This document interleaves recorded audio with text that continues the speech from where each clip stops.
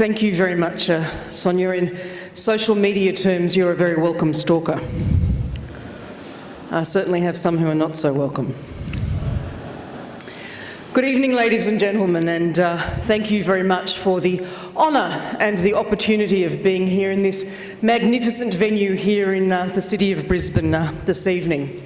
Your Excellency, Dr. Gandani, the High Commissioner of India to Australia, our host, representing the Premier of Queensland, Leanne Linnard MP, my parliamentary colleague, Senator Murray Watt, representing the opposition leader, Councillor Angela Owen, who I guess lets us in the door, from Brisbane City Council, to other parliamentary and council elected representatives, and to the very many distinguished guests who are here in the room this evening. It is, as I said, a great pleasure and honour to be here.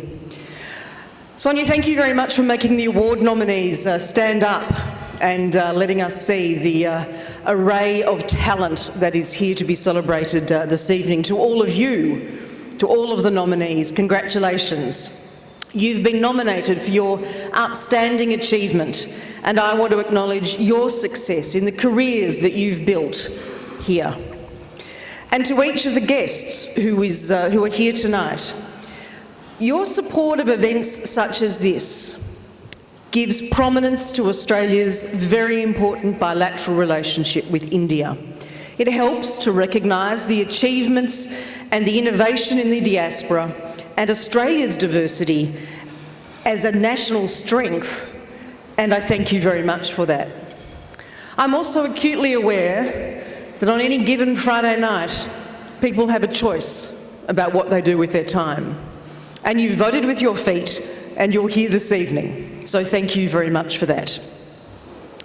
I want to thank the India-Australia Business Community Wards and your members for being active and strong voices for the Australia-India relationship. I'm very pleased that tonight's event focuses on the success stories, the entrepreneurial ideas, the tales of community leadership, and I really commend Sonia and Gandhi Creations for the initiative in bringing this all together.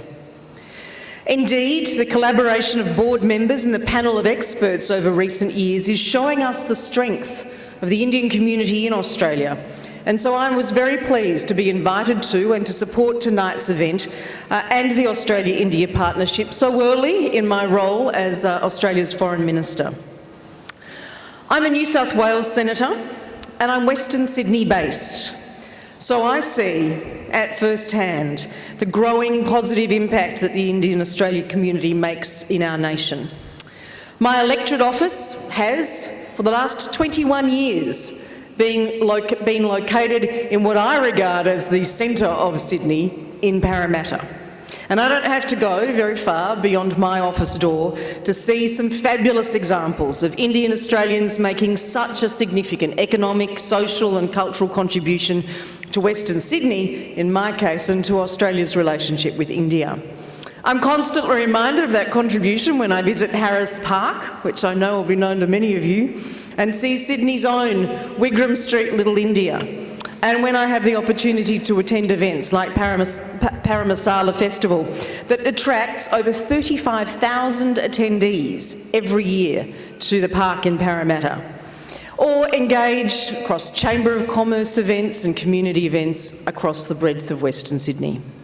And it's not just Western Sydney which gets to take advantage and share the advantages of the contributions that the Australia-India community makes, but over 80,000 Queenslanders of Indian origin who call this state home also make sure we've got a very vibrant community here.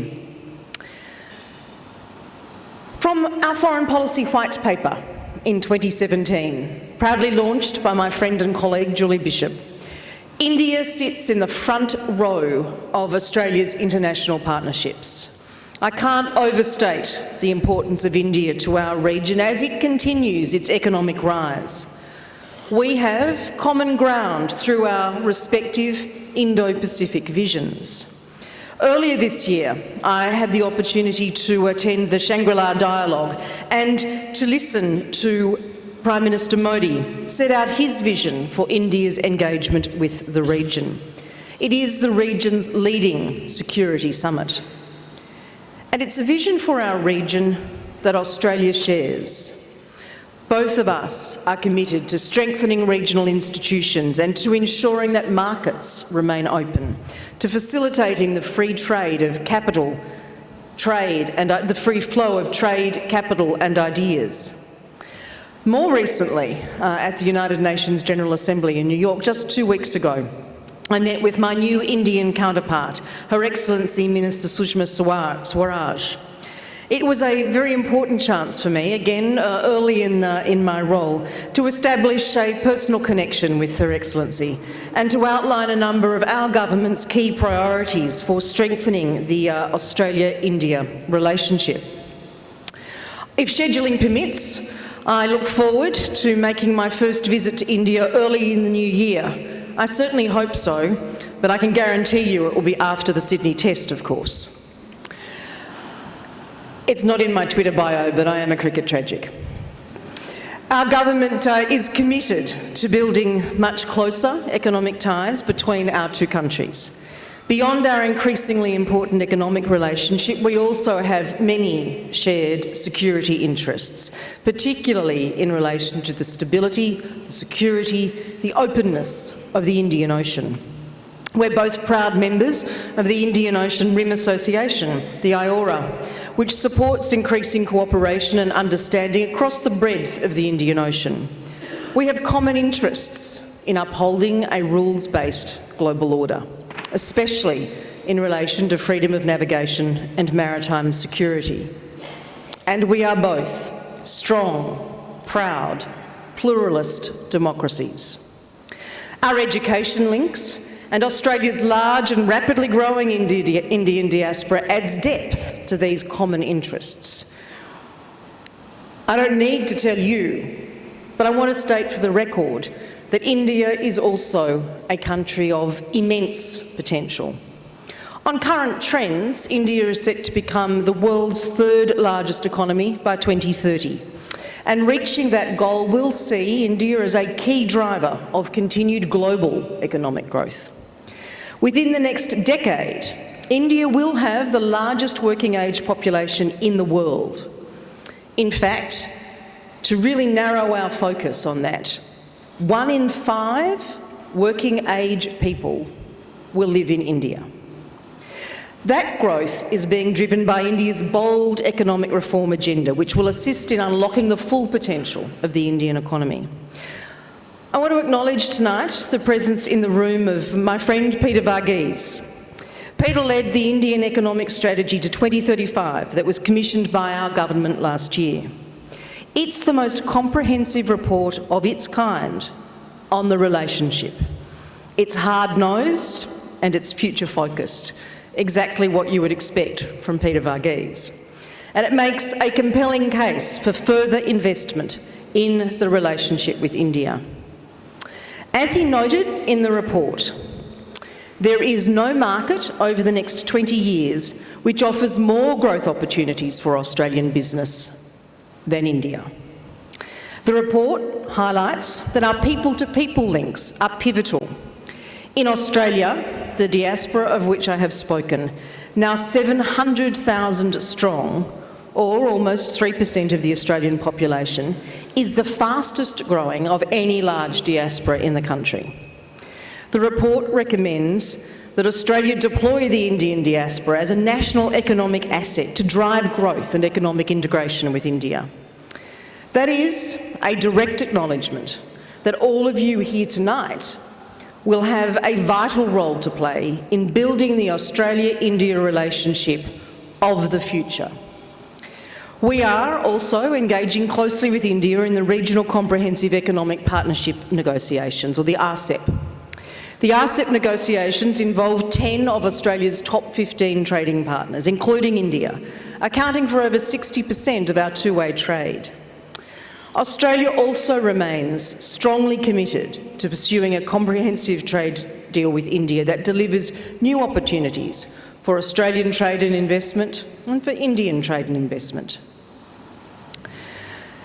Our government is also committed to strengthening the Australia-India relationship by exploring new opportunities for cooperation and engagement. And you will have seen the message from my Prime Minister Scott Morrison in your program this evening.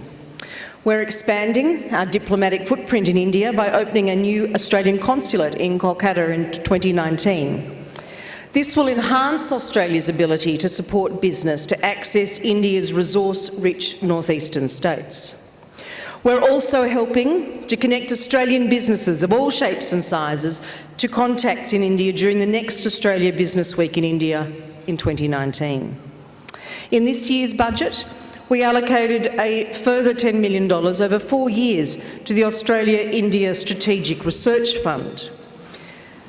The Australia-India Strategic Research Fund is the centrepiece of our innovation relationship, and it supports cutting-edge research in areas such as food security, medical advancements and nanotechnology.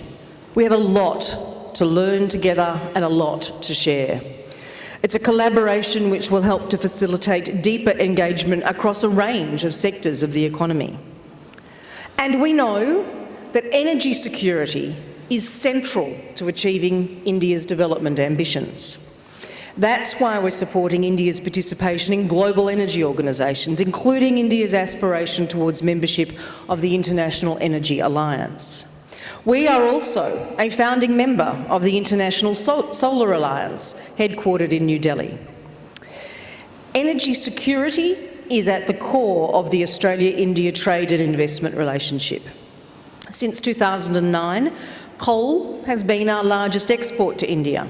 In 2017, our exports of coking coal for steelmaking were valued at $9.2 billion. LNG exports are growing quickly as well, valued at $829 million. And then our government's New Colombo plan is helping to create a generation of young Australians with a deeper understanding of India through the experience of living, learning and working in India.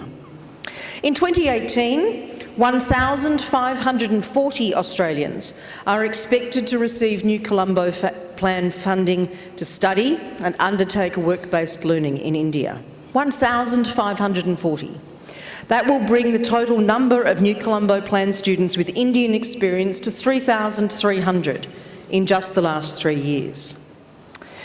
And through conversations with the 700,000 strong Indian diaspora throughout Australia, DFAT is also identifying ways that we can build our connections and the role that the diaspora play in promoting Australia overseas as an innovative, diverse, safe and prosperous society.